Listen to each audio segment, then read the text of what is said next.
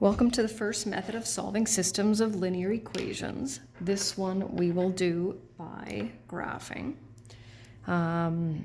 So your job is to graph both equations and tell me where they meet. Now, these ones will always meet at integers.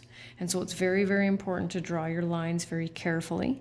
And I'll show you how to do that. If they don't meet at integers, then it means that you made a mistake. And so this is where you can look at it and determine which method of graphing you want to use. And there's no right or wrong method to graph.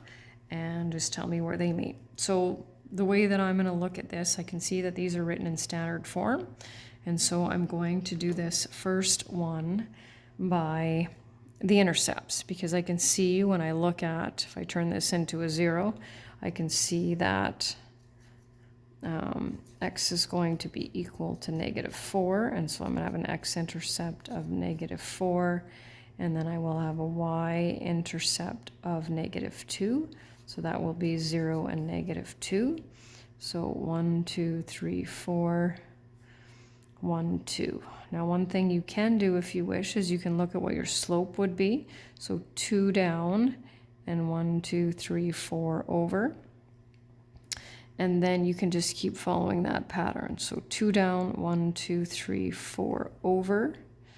And then 2 down, 1, 2, 3, 4 over. And you can continue that 1, 2, 3, 4. And then it just helps. It's not necessary, but it just helps to make sure that you've lined your points correctly and that they will meet. The lines will meet where they are supposed to. And once you get into this, you'll determine fairly quickly what your graphing strategy needs to be. So for the second one, I would actually probably use the same method. So I can see that it'll be 4y equals 12. So y equals 3, which means 0 and 3. And then it'll be -3x equals 12, x equals -4, so -4 and 0. So we've got 0, 1, 2, 3. And look at that, negative. And so we can see right away because it actually meets where our intercept is. Still have to draw that line though, and that's okay. So I'm going to draw that line. Now the important part, the solution, right, don't forget, is the ordered pair of where those two lines meet. Where do they meet? They meet at -4 and 0. So that is our solution, which means x is equal to -4 and y is equal to 0. And we'll do this with a different question. If you were to rewrite these equations, put -4 in place of x and 0 in place of y in both, left side would be equal to right side. So here's another one.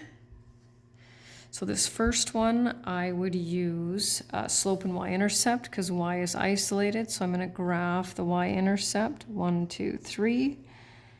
And then it's a negative slope. So I'm going to go 1, 2, 3, 1, 2, 3, 4, 5. And then 1, 2, 3, 4, 5, 1, 2, 3. 1, 2, 3, 4, 5, 1, 2, 3. So I have my points all nicely lined up. And again, it's just not a requirement, but I just find it a lot easier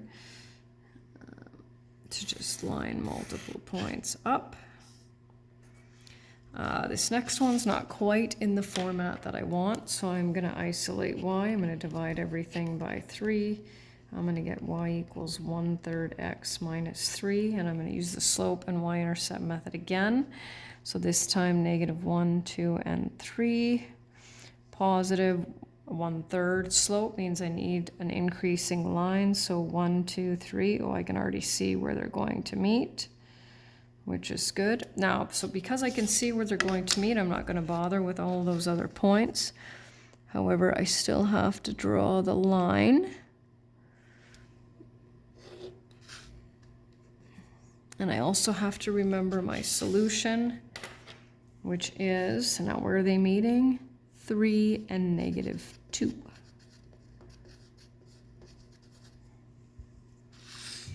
And then we just have a couple more here. So at any given point. I would pause the video and I would try it on my own and then just come back and check. So these are both written in y equals mx plus b, which is my favorite method. So I'm going to graph them that way. 1 crosses the y-axis at -1, negative slope, so 1, 2, 1. And I'm just going to keep going a little bit here. And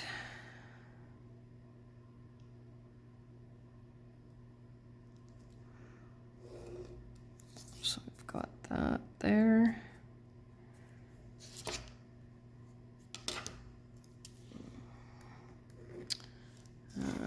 Y equals 1, 2, 3, 4. Positive 1, 2, 3. -4. 1, 2, 3, 4, 1. There it is. 1, 2, 3, 4, 1. So I can see where those two are going to meet, so it's not that bad.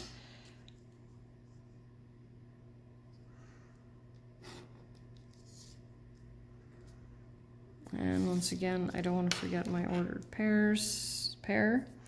That explains my solution. So they meet 1, 2, 3, 4, 4, and -3. And then the last one is, now the last one is a solve and verify. So just to show you, and you don't have to verify all of them, but verifying is part of solving. So once again, pick a method. I'm going to use the same one. So we'll go with number 1 again, plus 2. 1, 2.